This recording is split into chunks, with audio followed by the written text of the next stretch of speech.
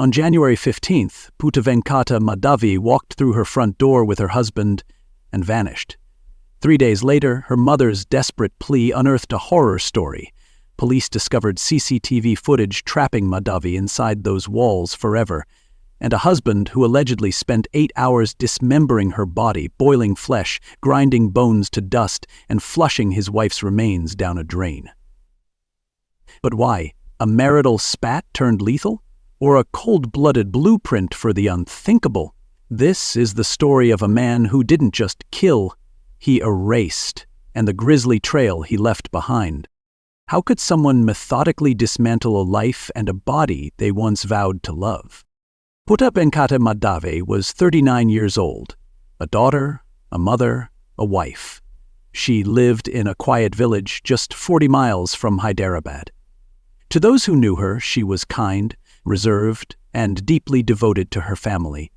But beneath the surface, something was wrong. And in the days leading up to her disappearance, those closest to her sensed it. Her husband, Guru Murthy, was an ex-army serviceman, known for his discipline and quiet nature. To the outside world, theirs was an ordinary marriage, but inside their home, tensions were growing. No one could have predicted what was about to happen. January 15, 2025. The last known footage of Madhavi is captured on CCTV. She is seen entering her home. Hours pass, then a full day, then another, but no one ever sees her come out. 3 days later, Madhavi's mother, worried that her daughter had not answered any calls or messages, makes the 40-mile journey to check on her. When she arrives, she is met with silence. The door is locked. No lights, no sounds from inside. Neighbors say they haven't seen Madhavi in days. Murthy, her husband, is nowhere to be found. He doesn't answer calls, he doesn't reach out to family. Something is wrong. January 18, 2025. Madhavi's mother walks into a police station and reports her daughter missing. She tells officers that Madhavi would never disappear without informing her, that even if she had a disagreement with her husband, she would always call. The police listen carefully, noting every detail. A grown woman missing for only 3 days might not raise immediate alarms, but something in her mother's voice tells them this isn't just another case of someone leaving home by choice. Officers decide to act quickly. That same evening, police visit Madhavi's house. The door is still locked. They ask neighbors if they have seen anything unusual. Most shake their heads, but one recalls something strange.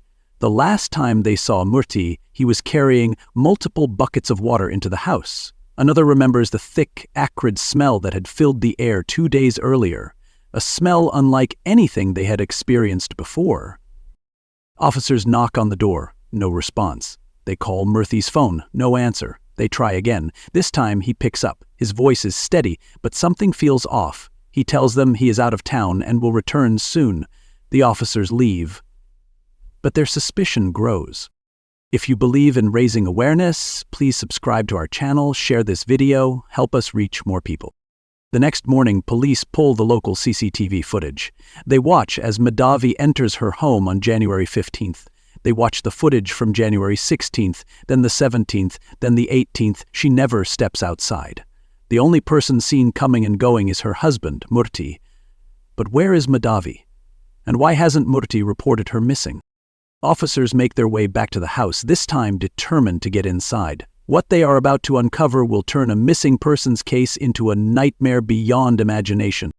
To the untrained ear, his words might seem reasonable, but investigators notice something. He never asks where his wife could be. He never expresses concern.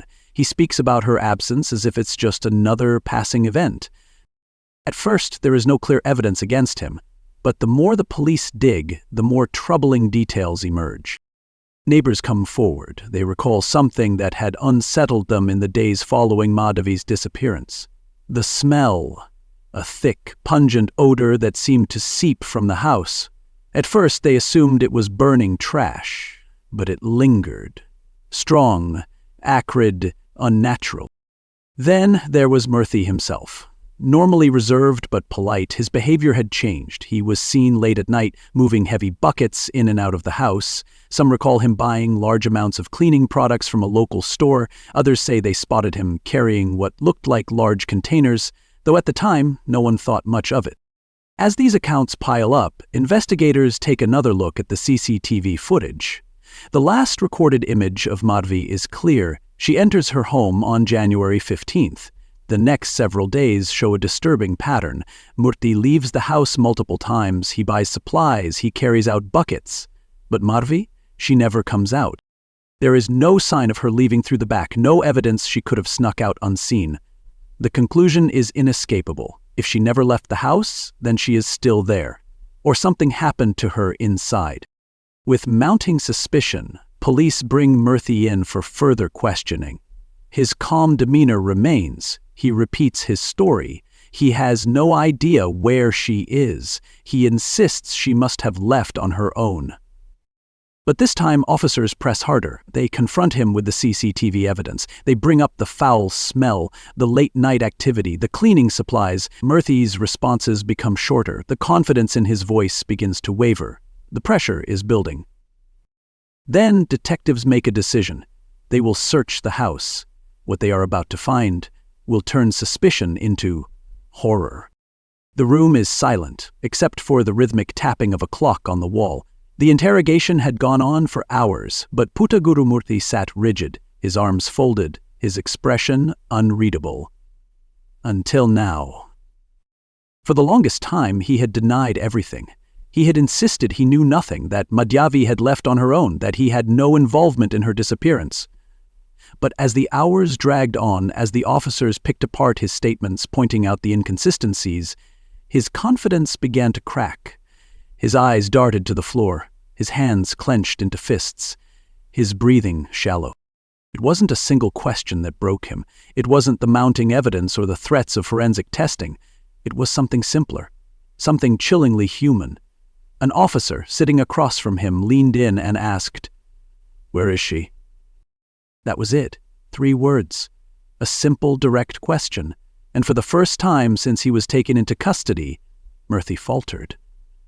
His lips parted, but no sound came. His chest rose and fell rapidly, his entire body shaking as though a great weight had suddenly pressed down on him. Then, a whisper, so faint that the officers had to lean in to hear it. "I killed her." It was as if the room itself inhaled sharply. No one spoke. No one moved. The words hung in the air like a thick fog. Then, slowly, Murthy started to talk, his voice strained, as if each word cost him a piece of himself. He described the events of that fateful evening.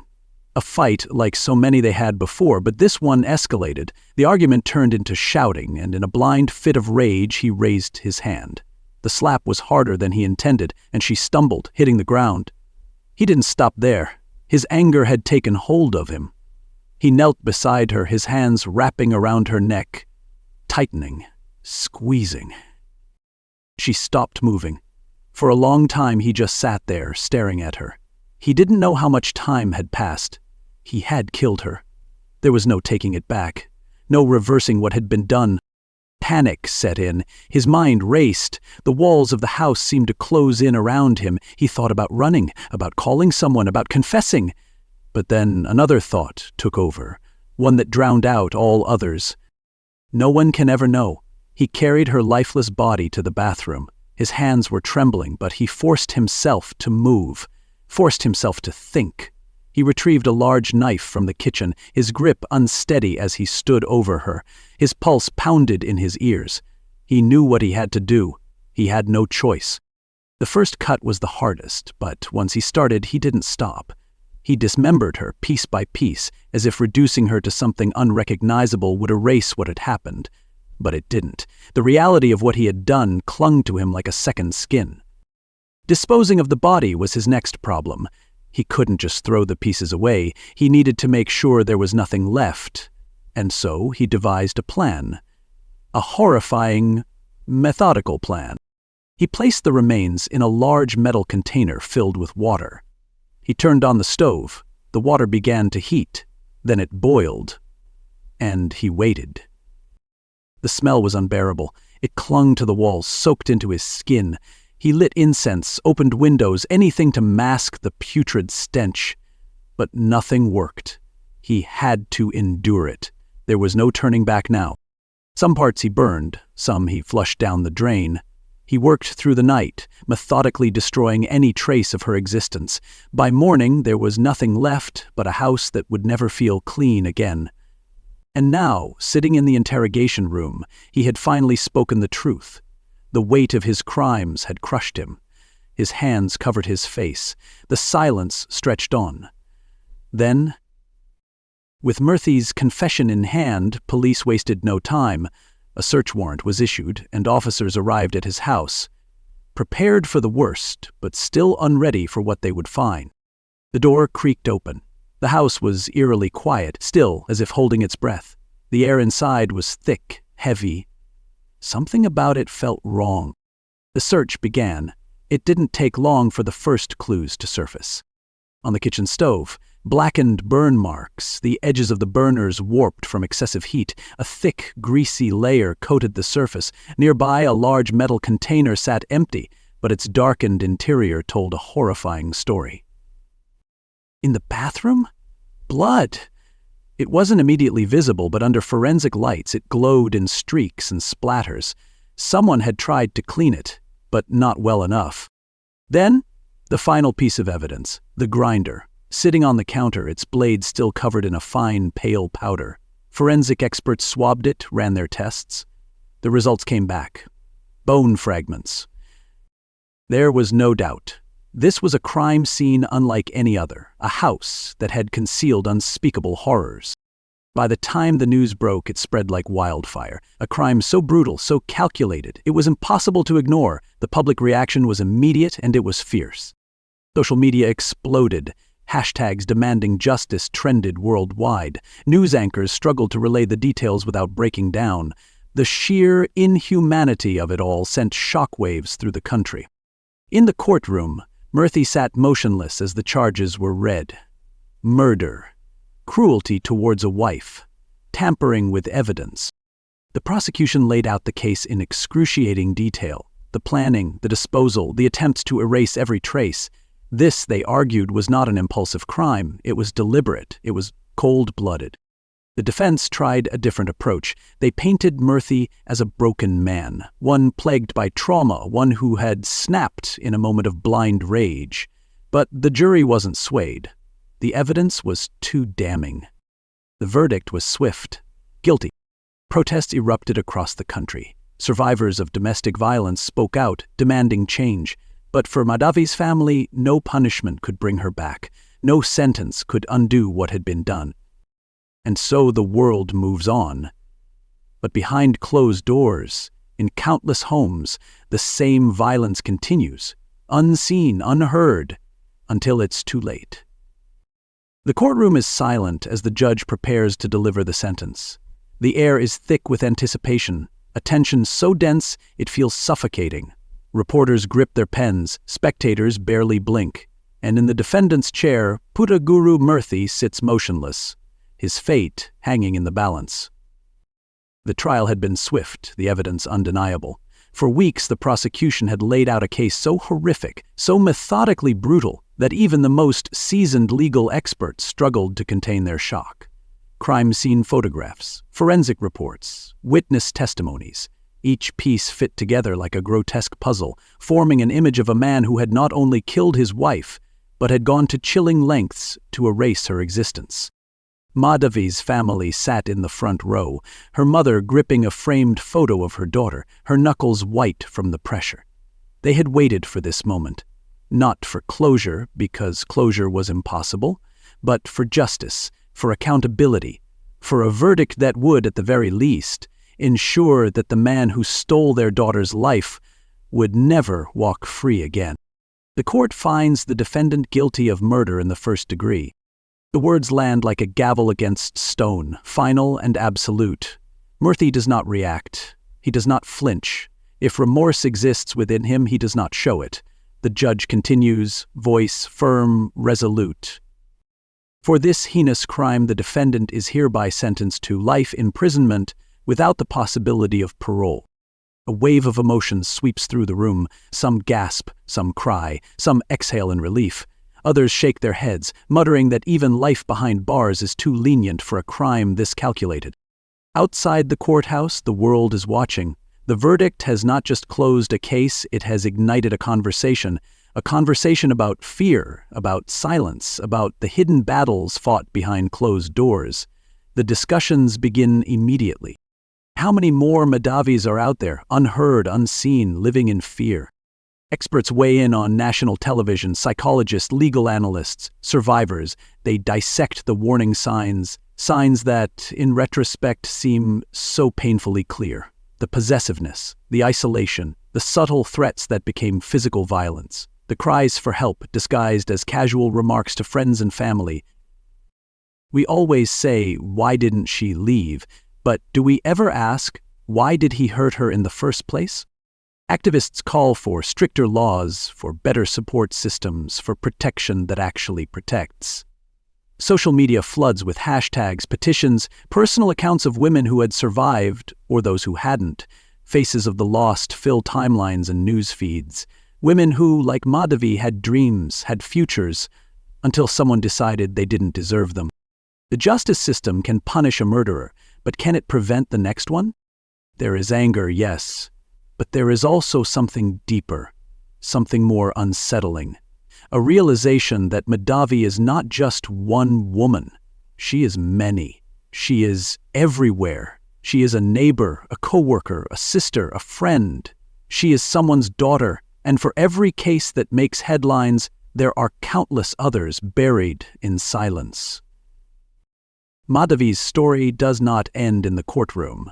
It spills into homes, into conversations, into whispered confessions between friends who admit that they, too, have felt unsafe, that they, too, have seen the warning signs in their own lives, that they, too, have been afraid to speak up. What will it take for us to listen? A photograph fades onto the screen. It is Madhavi's last known picture. She is smiling. A smile frozen in time, untouched by the horrors that would follow. A smile that should have been seen for years to come, but now it is a memorial. We tell ourselves it won't happen to someone we know, until it does. Domestic violence is not a private matter. It is not a mistake. It is not a phase. It is a crime. And it doesn't start with bruises. It starts with control, with fear, with isolation, with silence. If you or someone you know is in danger, seek help. Do not wait. Do not justify. Do not hope it will change, because for too many, help comes too late. Madhavi should have had a future. She should have had choices. She should have been safe, but she wasn't. And if we continue to ignore the signs, to look away, to pretend it isn't our problem, we will be telling another woman's story next. Justice may be served, but a life is lost forever. If you or someone you know is in danger, seek help. Domestic violence is not just a personal issue, it's a crime. These stories need to be told, these conversations need to happen, and together we can make sure no voice goes unheard. If you found this video meaningful, if you believe in raising awareness, please subscribe to our channel. Share this video. Help us reach more people. Because knowledge saves lives, awareness brings change, and silence only protects the abuser. Thank you for watching. Stay safe, stay aware, and remember, your voice matters.